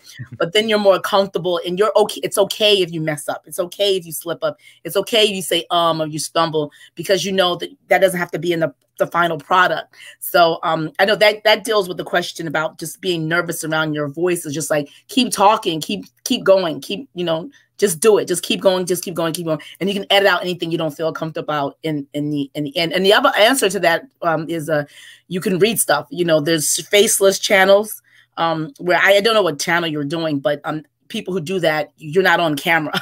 So you can just read the script and you're comfortable because you're just reading it and there's not someone looking at you. So I don't know if that's an option for you, but if that is, and they're really popular, there's a lot of genres on YouTube where the people, you never see their faces and they have big followings. So yeah, that was my tips. I think the big thing that we talk about when we're first starting out and people are nervous and shy and different things like that is just practicing. Find the nearest mirror in your house. Practice talking to yourself in the mirror. It sounds crazy, but I think we all talk to ourselves at one point or another. But when you're trying to be a creator and you're nervous about speaking, or maybe you're nervous about the sound of your voice, practice. Do it over and over and over again until it becomes second nature. Because I'll tell you all something. I used to hate how my voice sounded recorded. But after doing it so many times, I mean, the first month of my YouTube career, I made a video every day in January because I wanted to get that jump start to the channel. So after editing and listening to my voice for 30 days straight, well, actually 31, because January is 31 days, I just got over it. Right. So if you just keep doing it over and over again, eventually it'll become second nature. You won't think about it and you'll be comfortable doing it. Yeah, it's practice. I mean, that's really all it is. We don't have any, I don't think any of us have any like, oh, that's your problem. All you got to do, this is easy. All you got to do is take the supplement. You know, there's nothing we can give you that's going to just help this go away. Like, it literally is practice. And I, for example, had a very distinct advantage in this because in college I was required to take a speech class, like to give speeches, basically a public speaking class. And that sucked. Like, no one likes standing up in front of people and like talking. And I knew going into that class, like, I'm going to hate this. So what I did, it was like a mental state I put myself in. I'm going to do good. Like, I'm actually going to go into this. I'm not going to try and get through it. I'm going to rule this class. I don't know why I had to hype myself up this way, but it worked. Like, I actually, the class, its intended purpose for me worked. I got better at speaking because I just decided to embrace it. Like, I'm not going to like this, so let me just like this. Let me just go ahead and force myself to like it and try to like be the best student in this class that I can be. And I got A's. I did great. I don't get A's in anything. This is fantastic. And then after that, there was another point in my college career where I took a voiceover class, and that was like the final push to like being much better at speaking in front of a microphone, is just, you know, actually honing the craft and having a professional voiceover person teach you, like, you know, tricks and tips and things like that. Also, last bit about this, you all have a cheat code that y'all might not even be aware that you have today as far as getting over to talking, and that is Clubhouse and Twitter Spaces. Yeah. I tell you all that being on these audio-only platforms really helps you with being more comfortable speaking, especially in a public setting, because when you get on those stages, even though you can't see the other people, you are essentially speaking in a public setting when you get on stage in a Clubhouse or Twitter Space. And so if you do find yourself being apprehensive about speaking, try joining a Clubhouse stage or a Twitter Spaces stage and try talking to the people there. And I think that will definitely accelerate your comfort level with speaking. Mm-hmm. Yeah, shout out to the people listening to this on Clubhouse. Angie, Elliot, Elvira, Hawaii listening in. So let's get on to our next one. Thank you for all of your awesome questions, by the way. We have a whole bunch here. So Sarah Dawn says, I put affiliate links or links to my own PDF pattern in the description of my shorts. How likely is it for people to look at the shorts descriptions? So they're not only affiliate links, but just other things, other resources they give their audience are going into the description of their YouTube shorts. Will people find them? I was going to say, if you tell them that it's there. Yeah. It's hard because the thing about the shorts shelf is that it's a scroll. You think, you're just scrolling through. There's really not really much opportunity to pause and look at that. But if you tell people, I know another creator, I think it was Professor Nez used to say this, and he used to say, if you like this, if you want this, it's in my description box. So it's kind of like, it's a call to action. So you do an oral, vocal call to action in your shorts to look there to tell people. So they won't look there necessarily automatically, but still you have to tell them. Or you can do a visual one, actually. You can, in the things they link in the, description box. Yeah, putting stuff in the short description is hard because the whole thing of shorts and getting people to just scroll to the next one. So like JJ said, if you want to highlight something that you have in the description, you have to tell them that it's there. Otherwise, they'll probably miss it. Yeah. And then don't let that take away from the short itself, because shorts are supposed to be very quick and visual and entertaining. And if you're spending part of that less than a minute talking about a product or something, So like JJ, the way you put it was great. It's like you do a whole short, and then at the very end, you're like, by the way, if you like this thing, check the description. Bye. You know, just a really quick get in, get out. But yeah, you'll have to draw people's attention to it because I don't think anyone's looking at the description of a short. Mm-mm. Nope. I don't even know how to look the description of a desktop thing. You know, they make it hard to you know, sometimes it is difficult to find that. Yeah, it's really hard. I'm like, when you push, where is this? I can't find it. It's like, I don't understand what's going on. There is a point where I think they shrunk the button that helps you find the description, and because it's always like you have to open it now. Yeah. And yeah, I always lose it. I always lose the darn things. Pesky. I don't know if I was the one who picked this question, or Viper, maybe you did. How to target your audience? I might have picked that one. Okay. So this really comes down to figuring out what type of content you want to make. Once you know the type of content you want to make, here's a good thing for you to do. When you do your video research, right, and you know what you want to talk about, basically what you want to do is go to the YouTube search bar, type in the video topic and different things like that, and see what video populate or whatever. And then if you can go to those comment sections and see what type of comment people are leaving and get an idea of what they want, or maybe there's something that wasn't covered by that creator in that particular video that they want more information about. That's a good way to get audience information and figure out what their needs are and what needs aren't being met that you as the creator can go back and figure out. The other thing is that you have to make content, because it's kind of hard to target your audience or know what they want if you don't have the data to make that decision. A lot of that comes down to looking at your analytics to see what content is hitting, what content they don't care about. And that's a good way to go about identifying your audience. But I think the best advice I can give you is just to make content, make as much content as you can, make about maybe 10, 20 videos, and then look at your analytics and see what the analytics are telling you. Mm-hmm. Yeah. Agreed. Perfect. Yeah, definitely. So let's see. Mobile gameplay videos are still valuable because YouTube has tons of gameplay videos of the same one. How can I be different? So yeah, I think I picked this one because I've actually seen a lot of channels like this. But I think yesterday on Channel Audits, we saw a channel like this where someone was playing I think it was like Apex on mobile, or it was a first-person shooter on mobile. And the issue with that was that they weren't doing a lot of like innovative stuff with their content. They were just kind of naming the videos like the name of the game and then something about the match that was kind of mundane. There was no real stakes involved. There was that reason to click via title and thumbnail was missing. And what I was just going to say to this real quick is that if you find yourself in this position, someone's asking another question too about doing mobile Minecraft videos with like Minecraft PvP and how can I grow? That's another question I saw in chat. If you're playing a game that's popular, whether it's mobile, desktop, whatever, the platform almost doesn't matter. And a lot of people are doing that same exact game the same exact way. It's being done to death probably, you know, so it's your job as the creator to give that video that you're trying to make purpose. Give it purpose. Just you playing a game is so easy to find. Everyone's doing that. It's the lowest barrier to entry, I think, to YouTube in general. Like gaming is a very low barrier to entry as it is. Minecraft, everyone owns it. Very low barrier to entry. How are you going to set yourself apart? And it's not an answer that we can like give you. We don't know how you can set yourself apart, but it's something you have to sit down and just kind of like brainstorm. You have to brainstorm ideas. There's an aspect to this that is work. It's just straight work. You're just going to have to sit down and figure it out.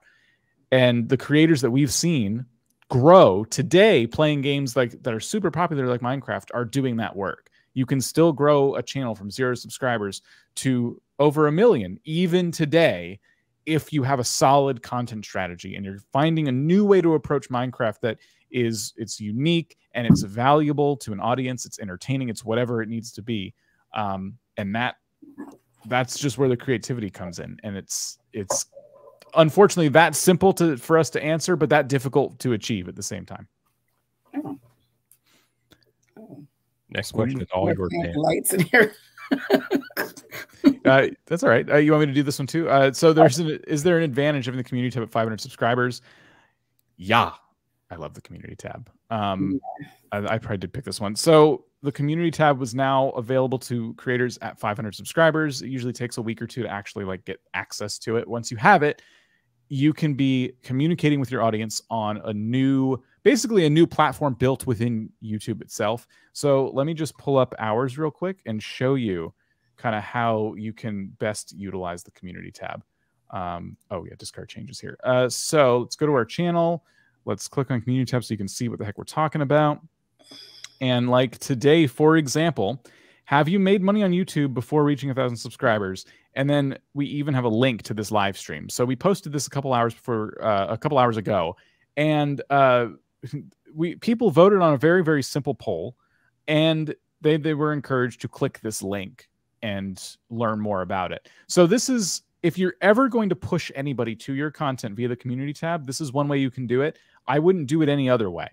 I would always attach that video link to something else, like a poll, something a little more valuable. Don't just post a link to your videos. Other than that, this is a really unique way. Like, look at this new YouTube feature. Do you think this will make a difference? And so it's something we found where YouTube is testing this new experimental feature, which will increase the strictness of comments being held for review. Yeah. So if you've been noticing a lot of spam in your comments, even though you have hold potentially inappropriate comments for review, YouTube is testing increased strictness for that. Wow. And these are things like, could we make a whole video on that? Yeah. But it's something that you can communicate in a screenshot, and it's a lot quicker to do that than make a whole video. And the post has 829 likes. There's 120 comments. You can imagine the reach on this is substantial. And so it's just another way for vidIQ to get its name out there, you know. So use this, bring value to your audience. If you can, use it daily. I use mine daily.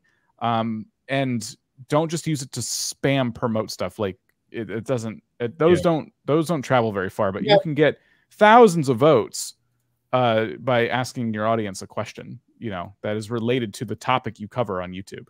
Yeah, you want to use the community tab organically, like Dan said. You don't want to spam stuff on there because they're just going to skip over that. And I want to add two more good value to community tab.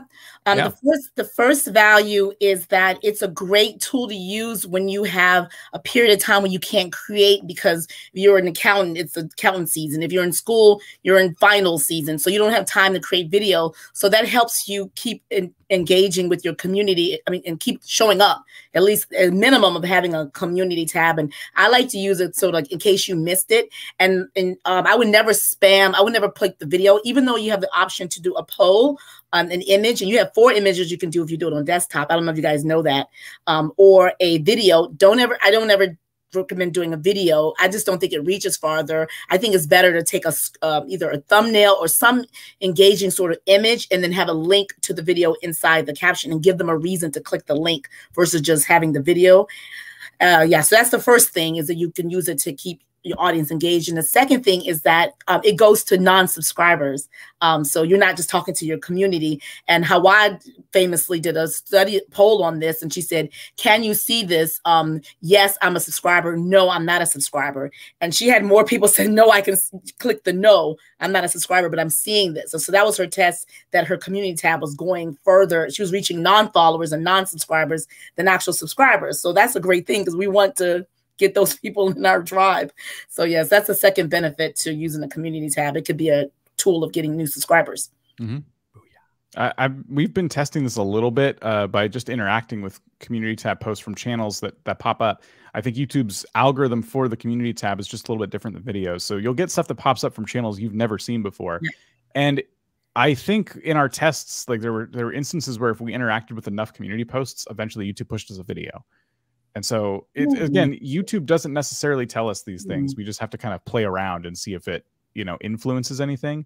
But that's kind of the idea, right? Like you're putting yourself out there on another platform on YouTube, and community posts look different than videos. So it stops the scroll. You can use GIFs, by the way, in there. A lot of people don't take advantage of that. No. So it's a great, great tool. And yeah, I love it. Okay. Yeah, you got me thinking. I'm thinking now. Thanks, Dan. I don't know what this channel is about, but this might be one of the best YouTube channels I've ever seen on the platform. Agent X. Well done. Well done. I like that. I like the avatar. All right. Here's one I think we've all talked about before. I switched focuses, but all my viewers are still waiting for the focus that I originally did. So I put it on a different channel, but that channel is not getting as many views. All right, so in my opinion, you did it wrong. You actually answered your own question in the first sentence of this question. if they are there for what you were originally doing content about, then that's what you need to be doing. And if you want to focus on something else, you should have put that newer content on a different channel, not the content that they originally came for on a different channel. So you got to do it backwards, in my opinion. But I'll let Dan and JJ jump in if they feel differently. Oh, no, I agree. I think you have to be careful. Yeah.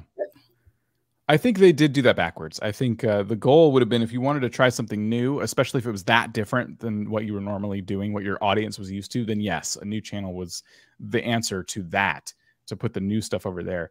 What I was going to say, though, is, and only because I'm speaking from experience, and it's a very unique experience, so this might not be what you fell into, but when you say your viewers are waiting for you to go back to what you were originally doing, are you seeing that in your data, or are you seeing that in your comments? Yes.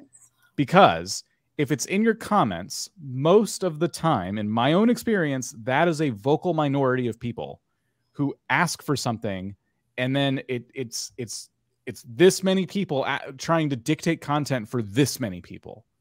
And I fell prey to that in the beginning of my YouTube journey so many times, where I was doing a series on a game and I was starting to not like it anymore.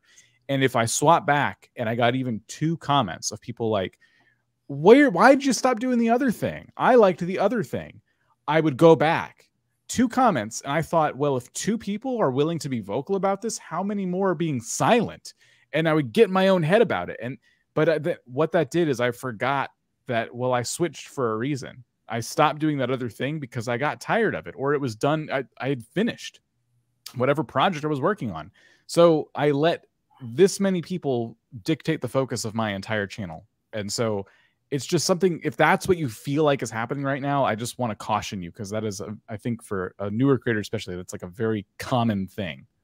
And I think what happens is, also think about that old saying, the squeaky oil gets, the squeaky wheel gets the oil. Yeah. It's like and the voices of dissension, even in social media, they percolate to the top.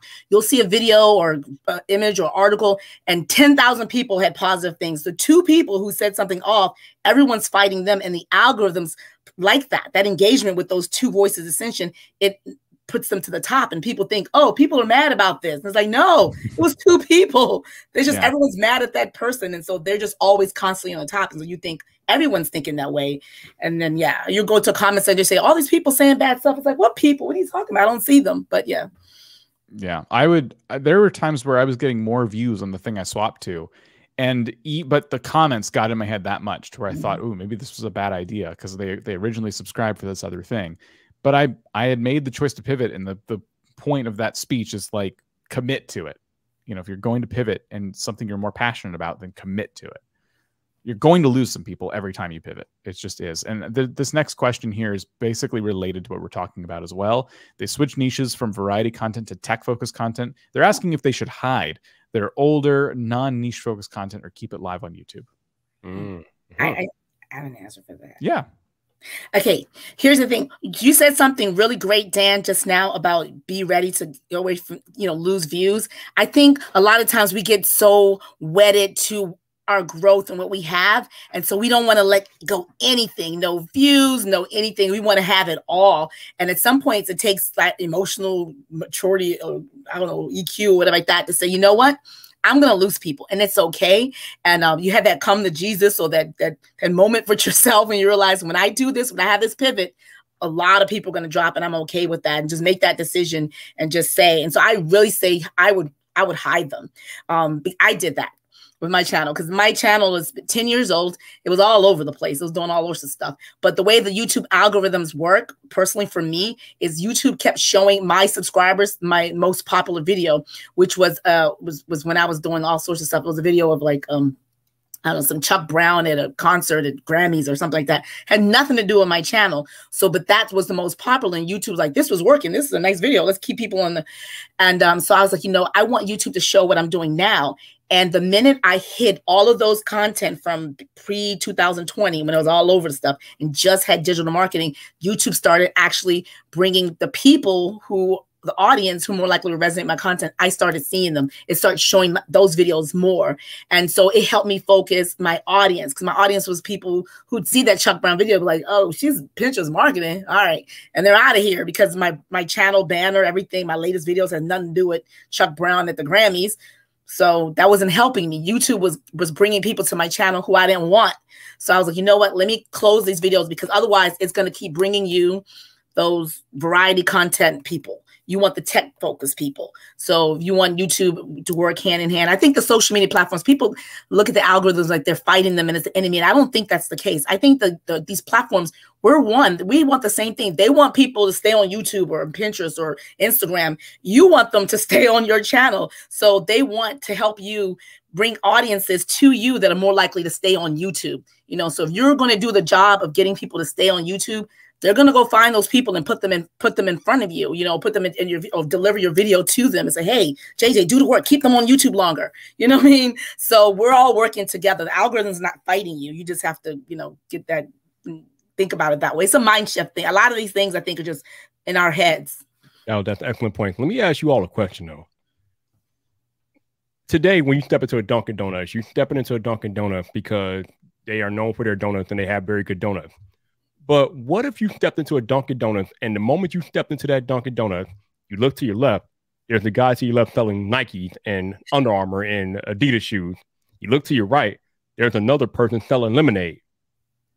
Does that decrease the value of the donut from that particular Dunkin' Donuts if you step into that establishment and they are doing nothing that relates to donuts? I mean, they might sell donuts, but they got Nikes on one side, they got lemonade on the other side. They might have a barber in the back to cut your hair. Do you still feel the same way about that donut if you step into that particular Dunkin' Donuts? I'm going to guess probably not. So we have to think about these things when we think about the stuff that we want to appear on our channel. When somebody lands on your channel, if they're coming for tech content, but you got content that is non-related to tech, chances are they're going to hit the road because they can't trust you. It's all about that trust and building up that level of trust with a potential viewer. And if they feel like they can't build that trust with you, they are not going to stick around. So just think about it like that. Yeah. It's because yesterday we found a channel during channel audits that had a video on, I wish I could remember the name of it now.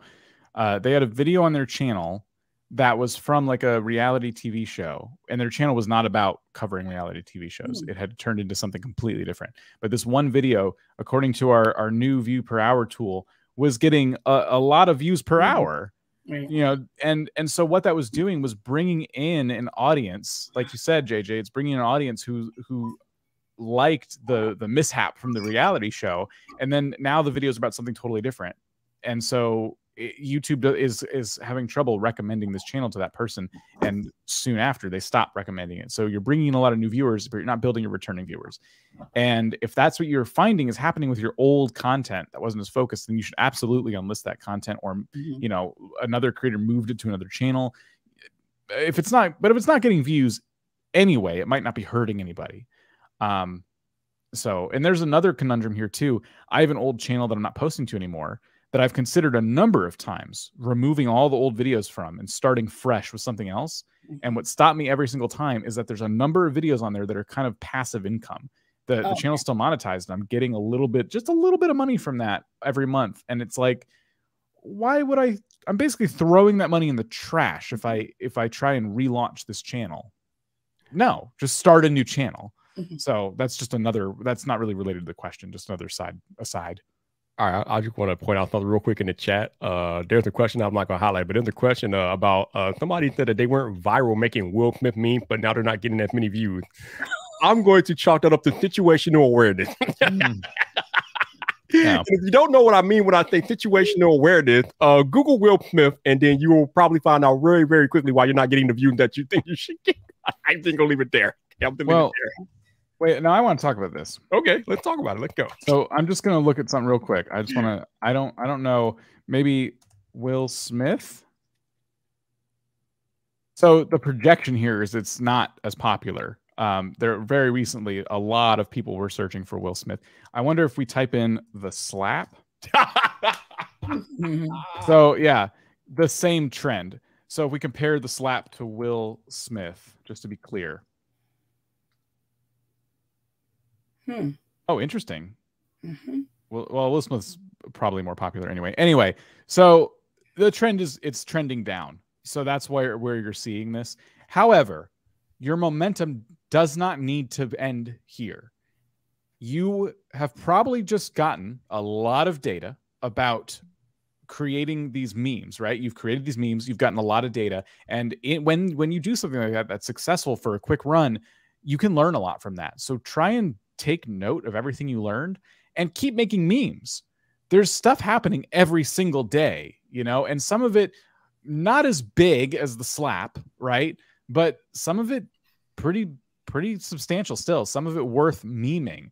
You're funny enough to like get all these views on these memes. Don't stop here. To capitalize on this momentum, your channel is not Will Smith slapping somebody. That's not the channel. The channel is memes about current events. Don't let your niche be something that is just, you know, I'm sorry to say this, a fart in the wind. Like, capitalize on the memes. I'm sorry. I did not think when we talking about the slap over IQ in 2022. What? It's a great example. Somebody capitalized off that. I think that's a great question. Don't let your momentum die because it's depressing to see like views come in and then go away forever, but they don't have to go away forever. Keep making memes. So like Jonk did a video about KSI, blew up his channel, but then the KSI stuff slowly kind of fell to the wayside, but it didn't stop him. He kept going, and his baseline of views went up forever after that. He attracted enough new people that almost no matter what he uploaded, people just, I like this guy, I like his style. Okay, I recomposed myself, so I'm going to move on to the next question here. From Mr. A.T. Price, what's the best type of, I'm guessing you meant short, what's the best type of shorts to make?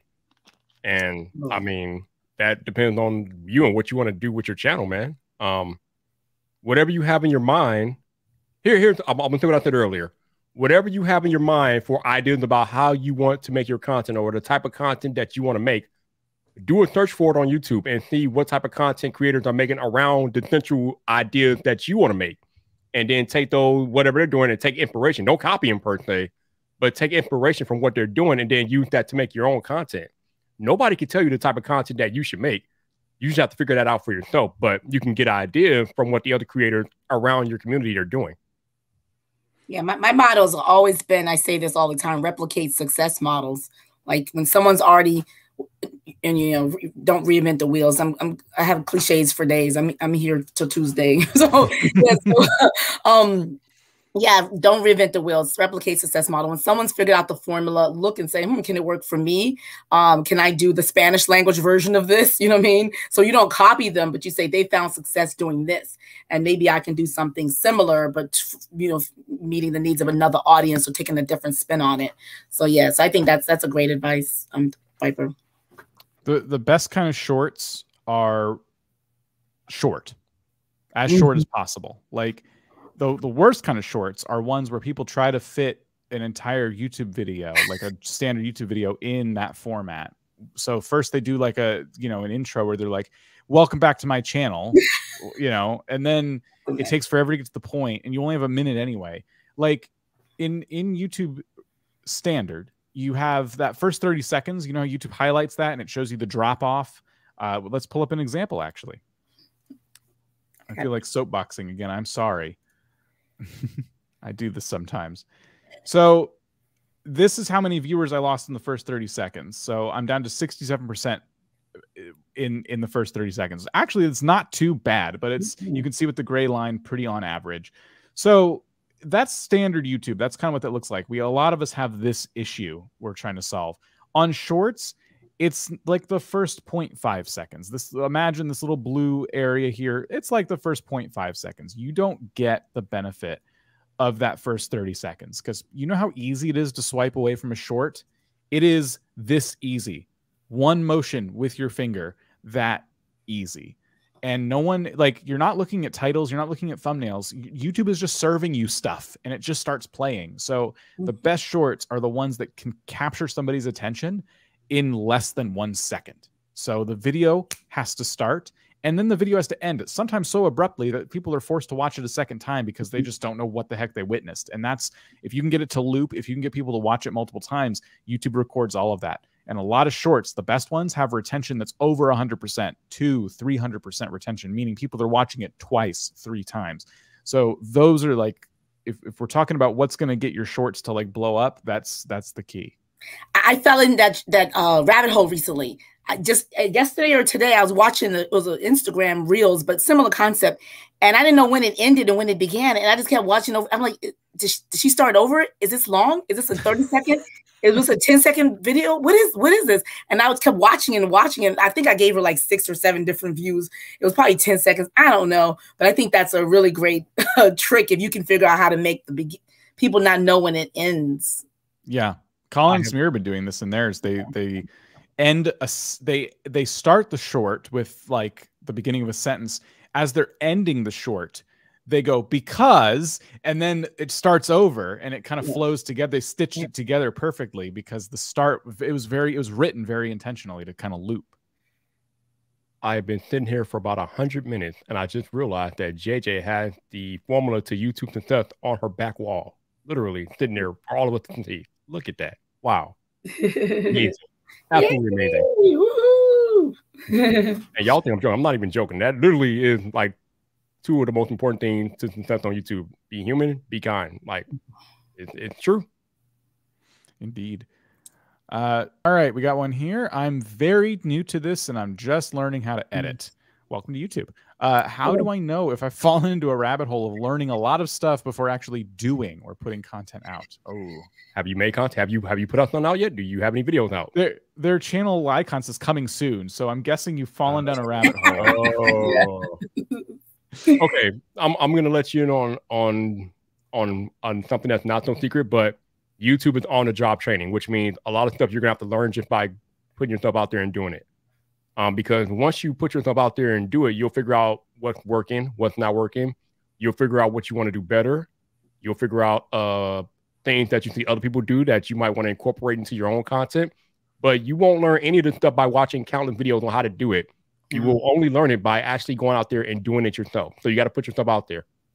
But I love watching videos on how to do it personally. So I'm with you. Oh yeah, I'm not saying don't do that. What I'm saying is that it will mean very little to you until it won't mean much of you watching the videos until you actually go out there and do it yourself. Yeah. And there's that axiom that says in order for the algorithms to figure it out, you have to make 100 crappy videos before you figure it out. And people always bring up Marcus Brownlee's success, how he, did all these videos and look how big he is now, but he took a long time to get 100 subscribers, making a bunch of videos. So I think that's so true. You figured out on the job training. I really agree. I just looked up the channel. I'm really curious about this. They made videos 10 months ago. They haven't uploaded since. The videos all have over 200 views. Well, the last one doesn't. But you were already, I can tell you've been doing your homework, because if these are truly your first videos, you've already been studying title and thumbnail strategy. These are great titles and thumbnails. It's no wonder a brand new channel got so many views. And so I want to say, you're not coming soon. You've arrived. It's just time to start uploading. And here's the other thing about YouTube. Nobody knows how hard you're working on your edits if they don't click the videos. And once I learned that, the pressure came off in terms of what's actually in the video. As long as I deliver on the title and thumbnail, and I feel good enough about the video, I don't need to bash my head against the wall making it the most perfect edit ever. I have time to make so many more videos now because, I mean, it sounds like I'm, not putting a lot of effort in, and maybe I'm not. But the thing is, I'm getting a lot of views. The people are watching the videos through. The data tells me that I'm doing good enough in the editing department. It's the titles and the thumbnails that people don't know how good of an editor you are until you master that. And you were already doing great in that department. So I would commit to uploading now. It seems like the education, you can certainly go down rabbit holes. We sit here, literally our job is to make content, trying to help people grow on YouTube. And if you, instead of making your own videos, watch these every day, there comes a point where you're like, wait, I haven't made anything. Make something. Take the lessons you get from these videos, come back to them. Sure, we want you to come back, but we also want you to take time to go out and make your content. Any educator will tell you that. You actually have to make something. Like Viper said, it's on the job training. Gary V, I remember him saying a few years ago that he doesn't really mind when people stop watching the content, because at that point he understands that they've actually gone out and done what he asked them to do, which is go out there and do something. So at some point you just got to go out there and fly. Yeah. But hey, like, that was a really good start to a channel. I hope, I hope you continue. I hope you've learned a lot in the 10 months that you've been away from YouTube. Do it. Get rid of this coming soon stuff. Right. Yeah. Don't be there soon. Just be there now. Yeah. I hope we've been encouraging and not rude. All right. Fine line. Getting back to our brand conversation here, at what point should I stop doing free content for brands? This is a very good question, and it's one that each of us have to wrestle with if we're trying to build a business on YouTube. I think my best answer for this is when you have proven that you can provide value to a brand, then you no longer should be doing it for free. What was that quote from Dark Knight, Dan? If you find out you're good at something, never do it for free. So once you have proven that you can provide value, then you can start charging these people to provide your value.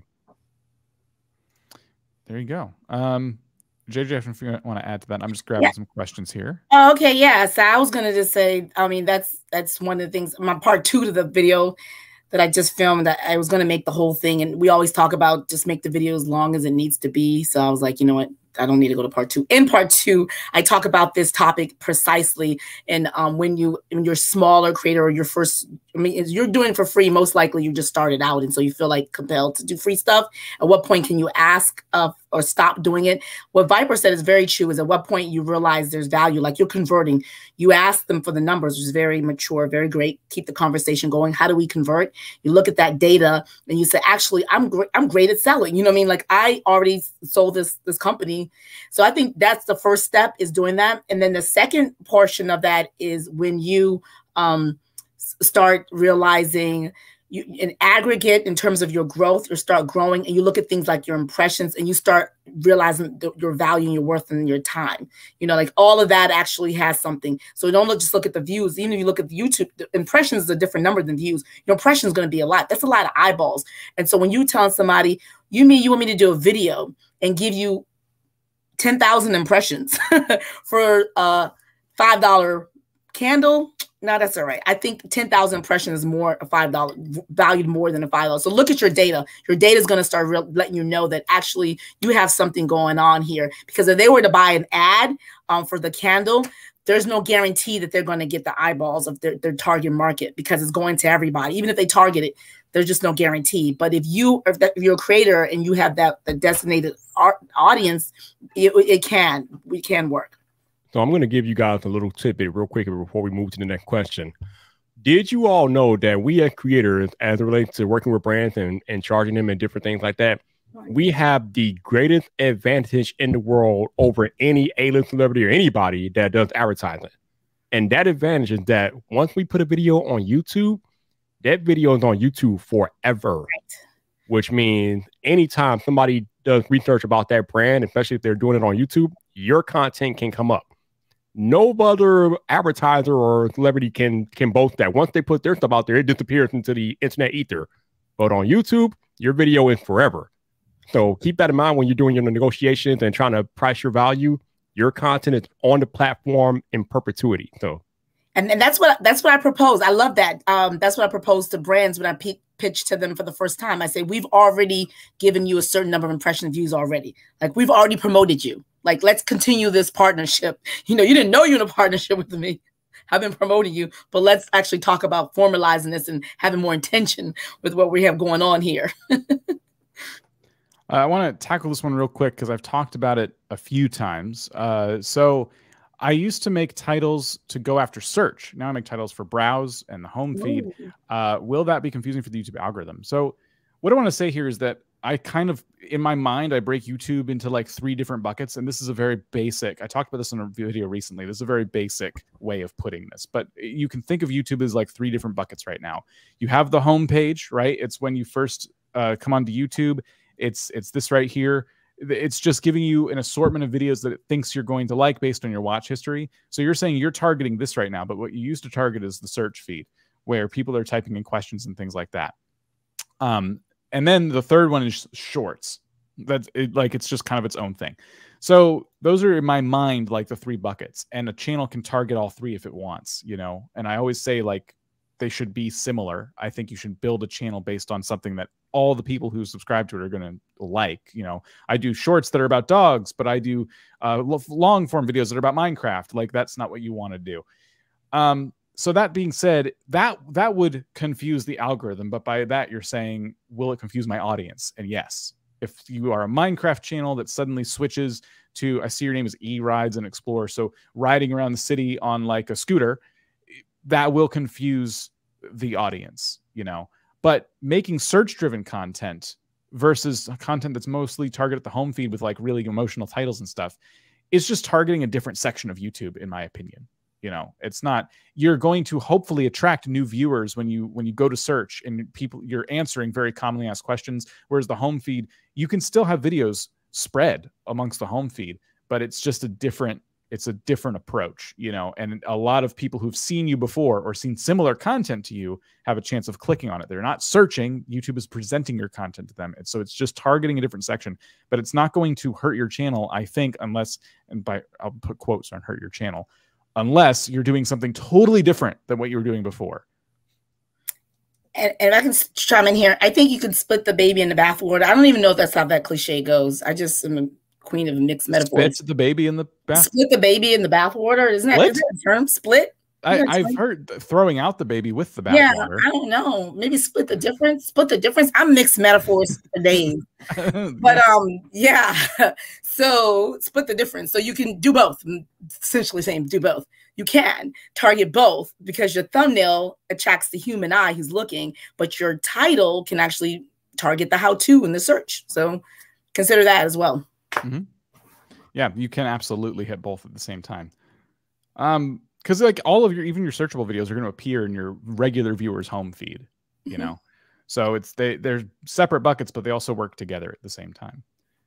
So go in here. If I was a sub niche of a bigger niche and I wanted to expand to that bigger niche, is it better to grow as the sub niche first, or do I just start branching out a bit now? So basically you're saying you're wondering when is the right time to branch out a little bit. I think this is just a natural evolution of your channel. You will realize, looking at your analytics, when you reach a plateau in your views and your impressions and different things like that. And once you reach that plateau, then you will know that it's time to kind of experiment and broaden your content. I think I asked Rob the question on a live stream not too long ago about when you reach that plateau, how do you go further out? And that's when he told me you experiment. You try different things. You try making content that will appeal to a bigger audience. But yeah, that, I mean, you'll know that again, that will come down to your analytics and the numbers that come up and how you view them. And once you feel like you reached that plateau, that's when you'll know it's time to go bigger. And I've done that. I've done exactly that. I have a niche of Pinterest marketing is a niche of social media marketing, which is a niche of digital marketing. So I'm in a niche of a niche of a niche. And I've since done that. But it's what Viper did. I did experiment. I see what works, what resonates, which content's getting more comments and people sharing, and it's growing. And I did that and I expanded. So I'm, instead of just doing Pinterest marketing, you see now I do YouTube growth, which is part of social media marketing. And then yeah, and then other thing with branding, which is part of digital marketing. So I did exactly that. So and I did it with experimenting, just like Rob said, or Rob told. It's all hearsay. Rob told Viper, who told us. At vidIQ, we're talking in the background about experimenting with some new types of content, you know, for the channel. And so soon you might see some stuff come up that looks a little bit different than you know, because we're always going to be testing things and trying things out. And it is our own way. That's going to be our way of trying to branch out a little bit, you know, beyond making content that's like how to get your first 1,000 subscribers. It's kind of our bread and butter, you know, topics like that. We want to see what we can do. We want to branch out a little bit. So be on the lookout for that, because yeah, you reach a point where you're like, I feel really confident in not only like my coverage of this topic, but the audience that I've grown, you know, in the meantime. And I feel like a lot of them would be interested in this similar kind of content. So I would wait for that confidence, look at your data. Like for example, on my personal channel that I want to share specifics, I finally found, it's about one topic, but I finally found an opportunity where I could potentially bring another topic into the mix. And something unexpected came up, and I'm like, oh, this would be a perfect fit for my audience, even though it's a totally different topic. And it's so rare when that happens. So I'm planning on trying it. It'd be the first time that my channel has even a hint of a pivot on it. I'm so consistent, but I feel like I'm confident in my opinion of the audience at this point, and I feel good about where the channel is, and it doesn't hurt to test things. So, you know, be consistent, you know, master, whatever metrics you're going to use for this, master the sub niche, if you will. And then once you feel really confident about who your audience is and you feel like you've gotten to know them, that's when you can help figure this out and actually pull the trigger on branching out a little bit and seeing, is this going to work? And try it once. Don't like go all in on it right away, especially if you have other ideas for your sub niche, but try it out, see what happens, see what the data tells you. And if you feel good about the data, even if it's not where your normal videos are, if it's still like, oh, this reached a lot of new people, then start to like really make the moves. Make the moves. We have time for a couple more here. So does a second channel make sense when you have a community of a few hundred subs like I do, to split the content? So I think when you say split the content, I think they're saying split their time, to be honest. Oh, yeah. Yeah, I mean, you have a few hundred subs. You haven't really gotten to the point where that's even in a consideration, unless you are thinking about making completely different content from the stuff that you're making. I would say if your content that you are going to experiment with is even remotely similar to what the stuff that you're already making, I would say just keep it on the same channel. Yeah, I agree. And just make a playlist. And then sometimes that's how we can do it. Just, you know, have a playlist of the other content. I tried that. I did a second channel. My first channel is just still growing. I have like another channel, and I'm really committed to it to the point that I have great ideas, but I never ever make it on the channel because I don't have so much time. So I'm putting all my eggs and all my time into my main channel. And when I have a split second, I'm like, oh, I should do this. I always think I should put this on that. I never do it. So yeah, that's a commitment to do a second channel. Social Ori, to answer your question, that information is G14 classified. Not even vidIQ personnel are allowed to know that information. So no one knows, and we will never know. Oh, no, what? Oh, he knows. They know what I'm talking about.